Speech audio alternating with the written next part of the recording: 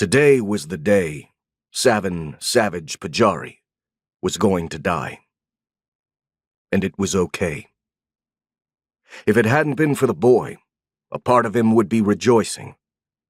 He was a monster, and monsters weren't for this world.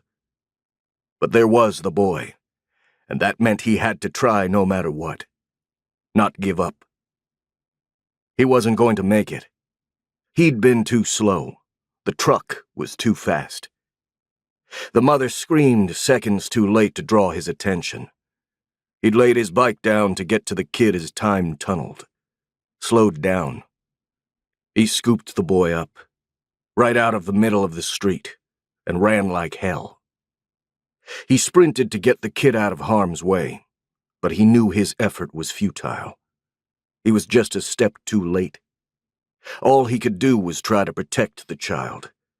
He wrapped him up in his arms, tight against his chest, hoping when the truck crushed him, his body would keep the boy alive. He was a big man, heavy on the muscle, so maybe the kid had a chance. He kept running, but it was over. Probably for both of them.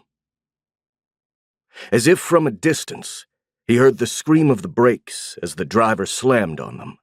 The skid, the smell of burning rubber and brakes, the desperate cries of those on the sidewalk, watching the drama unfold. Then the vehicle was there, much bigger as it bore down on them. He kept running.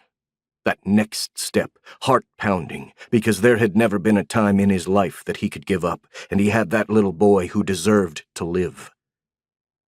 Something hit him hard in the back, coming at him from the side, throwing him forward, giving him that last momentum, the speed he needed, that one extra step. He found himself rolling on the ground, the kid tucked into his body to prevent him from hitting the asphalt. The roaring in his ears was loud, but not as loud as the distinct and sickening thunk he heard. He knew immediately it was the sound of metal hitting a real flesh-and-blood body. He turned his head to see a woman rolling across the road. Other sounds erupted around him. Screams, the driver's door slamming. He swore, forcing his body to move, getting his legs under him, standing, the boy still protected in his arms. The kid's mother rushed to Savage, tears streaming down her face, thanking him as she took the child.